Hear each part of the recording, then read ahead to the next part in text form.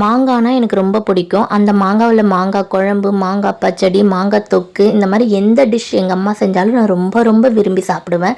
இன்றைக்கி நம்ம மாங்காய் பச்சடி தான் பார்க்க போகிறோம். இந்த பச்சடி வந்து சாதம், தயிர் சாதம், இட்லி, தோசை எல்லாத்துக்குமே சூப்பராக இருக்கும். வாங்க எப்படி செய்யறதுன்னு பார்க்கலாம். ஃபஸ்ட்டு வந்து இதுக்கு ஒரு மாங்காய் எடுத்துகிட்டு அது மேலே இருக்கிற தோலெல்லாம் நம்ம சீவி எடுத்துக்கலாம். அதுக்கப்புறம் இந்த மாங்காவை நல்லா செதுக்கி நம்ம சதைகளாக எடுத்துக்கலாம். ரொம்பவும் நீட்டாக இல்லாமல் கொஞ்சம் மீடியம் சைஸில் செதுக்கி எடுத்துக்கோங்க. நீட்டாக இருந்துச்சுன்னா அப்படியே கட் பண்ணி எடுத்துக்கோங்க.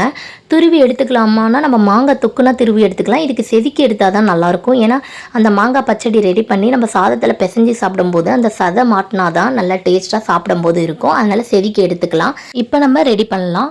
ஃபஸ்ட்டு இதுக்கு பாத்திரத்தை அடுப்பில் வச்சு ஒரு 3லேருந்து 4 ஸ்பூன் எண்ணெய் ஊற்றி எண்ணெய் சூடானதும் கடுகு உளுந்து தாளிச்சிட்டு அதுக்கப்புறமா நம்ம செதுக்கி வச்சுருக்க மாங்காவை இதில் சேர்த்து ஒரு 3 நிமிஷம் நல்லா பெரட்டி விட்டு வதக்கி எடுத்துக்கலாம். வதக்கிட்டு அதுக்கப்புறம் இதுக்கு தேவையான அளவு உப்பு, காரத்திற்கு வந்து தனி மிளகாய்த்தூள், லைட்டாக மஞ்சத்தூள், அப்புறம் லைட்டாக பெருங்காயத்தூள் இதெல்லாம் சேர்த்துட்டு ஒரு 5 நிமிஷம் எல்லாத்தையும் நல்லா மிக்ஸ் பண்ணி வதக்கி விட்டுறலாம். அதுக்கப்புறமா இதுக்கு கொஞ்சமாக தண்ணி சேர்த்துக்கோங்க.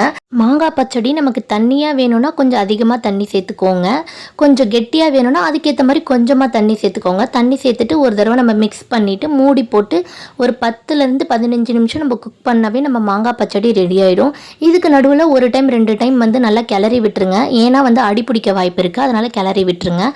நம்ம இப்போ குக் ஆனதும் லாஸ்ட்டில் ஒரு டச்சப்பாக கொஞ்சமாக வெல்லம் சேர்த்துக்கோங்க. எப்படி வேணுமோ ஒரு 2லேருந்து 3 ஸ்பூன் வெல்லம் சேர்த்துக்கோங்க. அப்போ தான் இந்த இனிப்பும் புளிப்பும் சேர்ந்து நமக்கு டேஸ்ட்டு வந்து கரெக்டாக கொடுக்கும். கொஞ்சம் புளிப்பாக இருந்தால் கூட இந்த வெல்லம் சேர்க்கும் போது நமக்கு மேட்ச் ஆகி நல்லா டேஸ்ட்டு சூப்பராக இருக்கும். ஒரு தடவை ட்ரை பண்ணி பாருங்கள், செம்மையாக இருக்கும். இந்த வீடியோ உங்களுக்கு யூஸ்ஃபுல்லாக இருந்தால் லைக் பண்ணுங்கள், ஷேர் பண்ணுங்கள். பக்கத்தில் இருக்கிற பெல் ஐக்கனை கிளிக் பண்ணிங்கன்னா நான் போடுற வீடியோஸ்லாம் உங்களுக்கு நோட்டிஃபிகேஷனாக வரும். சப்ஸ்கிரைப் பண்ணலைன்னா சப்ஸ்கிரைப் பண்ணிக்கோங்க. தேங்க்யூ ஃபார் வாட்சிங்.